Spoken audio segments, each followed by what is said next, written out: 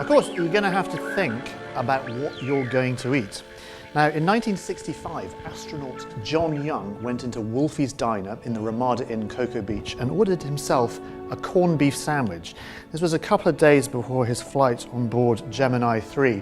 And John Young fairly reasonably thought, why not take my corned beef sandwich with me? So he stowed it away in his spacesuit. But unfortunately, the structural integrity of the sandwich was lacking. So the sandwich was put back into his pocket. And if you're interested, that very corned beef sandwich now lives in the Gus Grissom Museum in Indiana.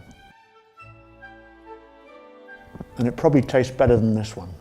Despite the reprimand for the contraband sandwich, some valuable knowledge was learned from the exercise, and that is spaceships and sandwiches don't really mix very well. And that's because things like bread crumb really easily, and the last thing you want is crumbs floating around in a zero-G atmosphere. It could interfere with the spacecraft systems.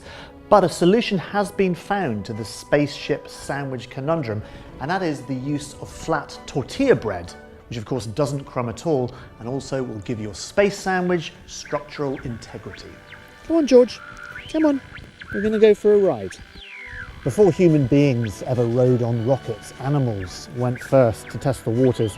There was a long roll call of Soviet space dogs. Most famously, of course, was Laika, who sadly didn't survive. The Americans sent up monkeys and chimpanzees and many, many types of animals. Anything that's small enough to fit inside the fairing of a nose cone of a rocket has been into space. And whilst testing with animals is of course controversial, the one thing that it did demonstrate was that in theory space travel was possible for human beings. So if you want to take your pet into space, that's good news.